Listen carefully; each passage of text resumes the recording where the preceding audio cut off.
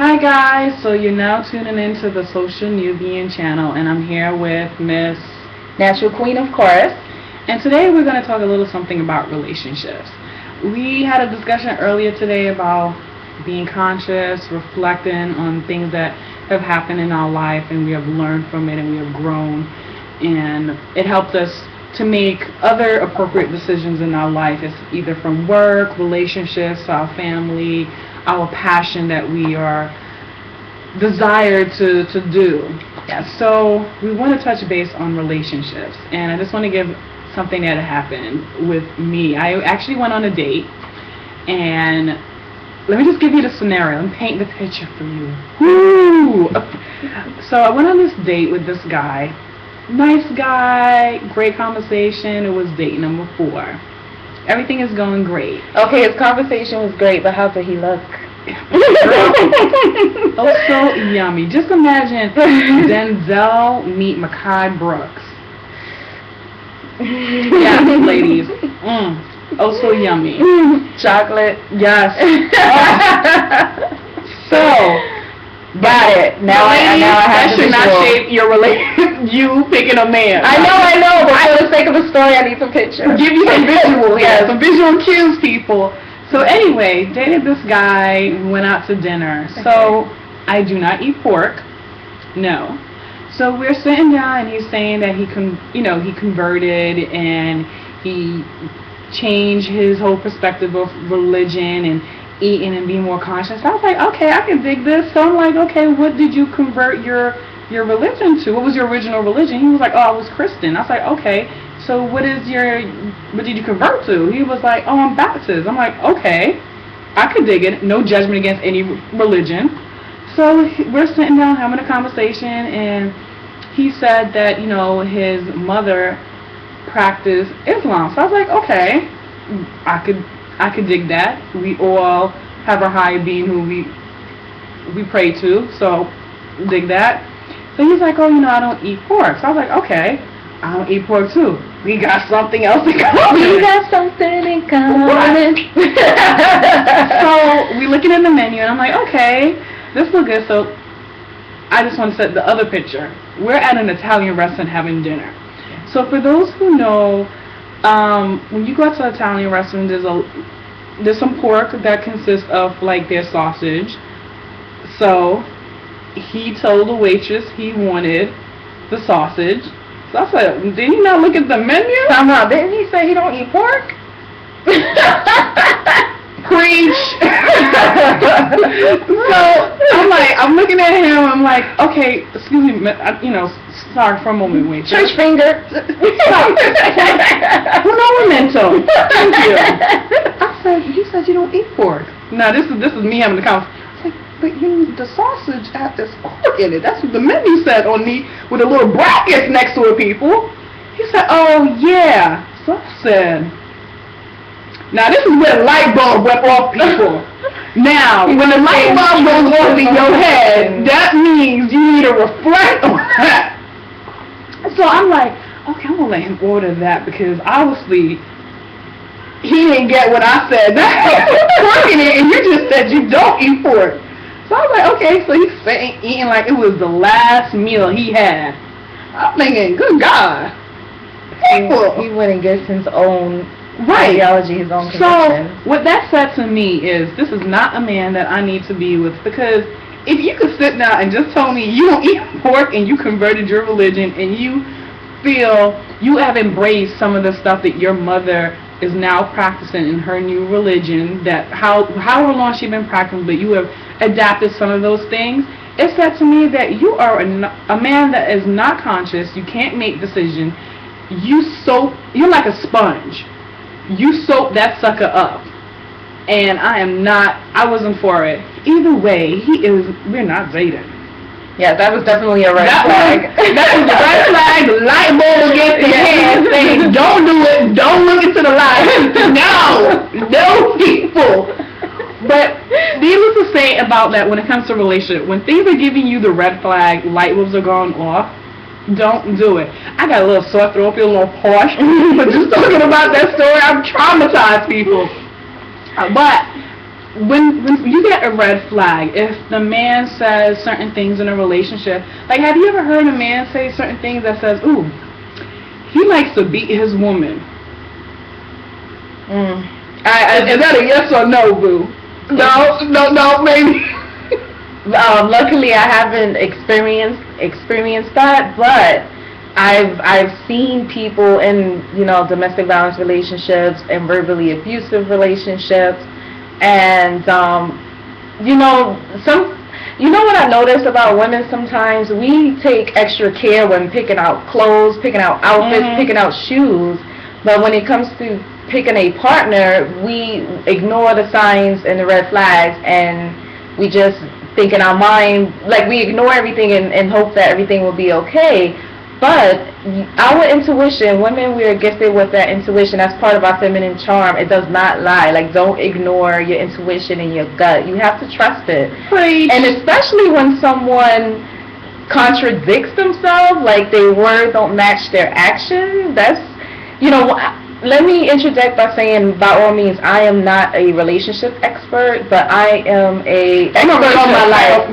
Yeah. I'm an expert on my life and my experiences and what I've learned, you know, and that goes for friends as well. People, if their words don't match their actions, like, you need to kick them out of your life. Like, there's no room for that. You know, just touching the base about, like, abuse. I actually have a friend, and she is involved with a man. Now, I just want to backtrack before I touch base on my friend.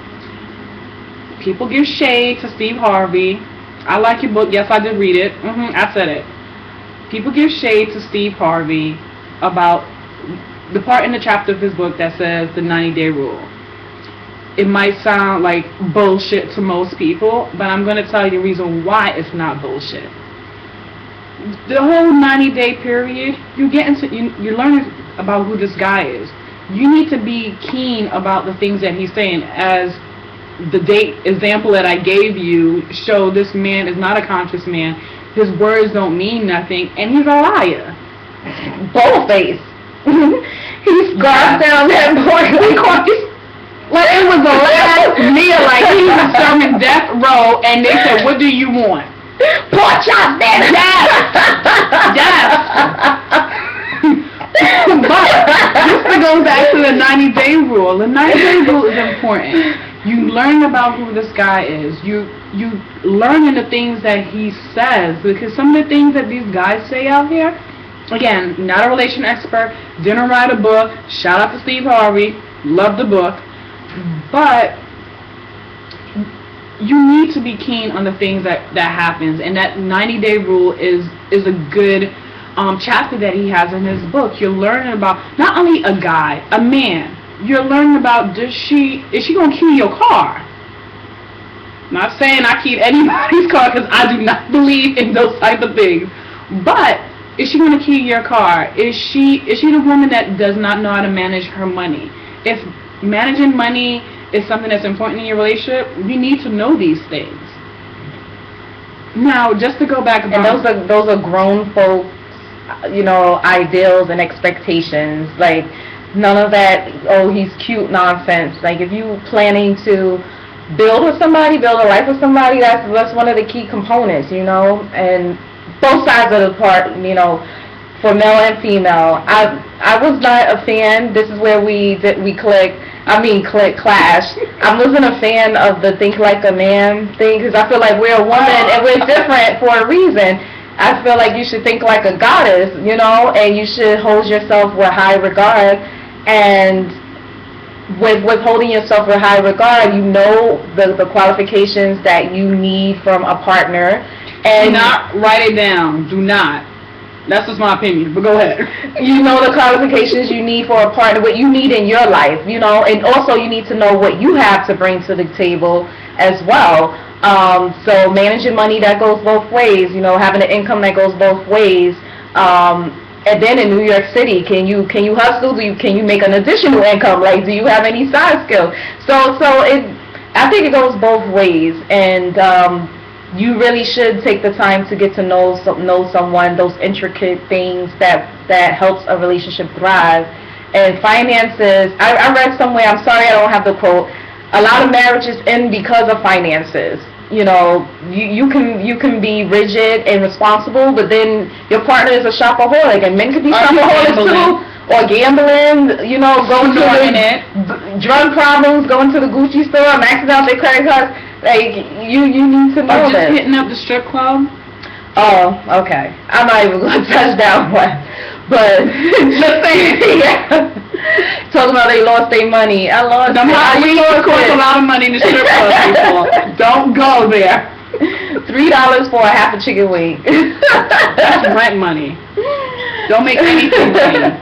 But, you know, everybody has their mixed views about the Steve Harvey book. I mean, it touched base on a couple of stuff that is important that I think people should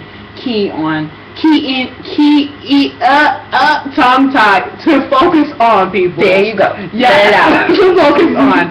And I think this, to go back, wanted to give you an example about my friend. Like, she's dating this guy, and she dates these guys that is questionable, people.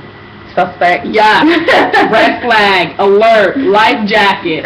Don't go life jacket with the sharks. That type of alert. But she's dating this guy, and no one approves of him. Like, he's emotionally abusive. He has all the signs of abuse.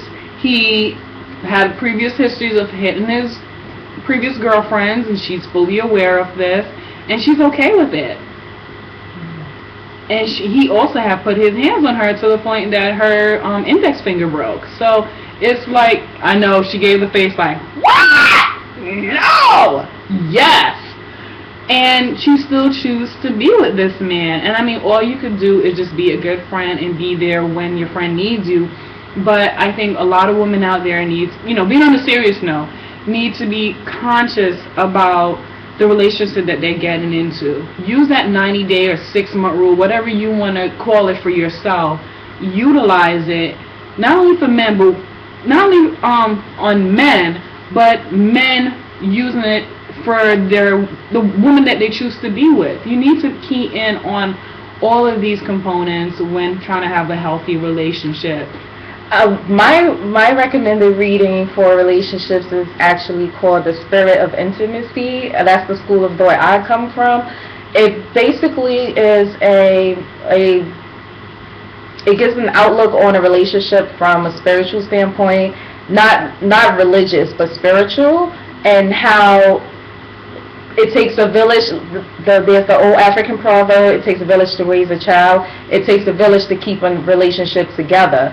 And reading that book changed my outlook on partnering up with someone on so many levels.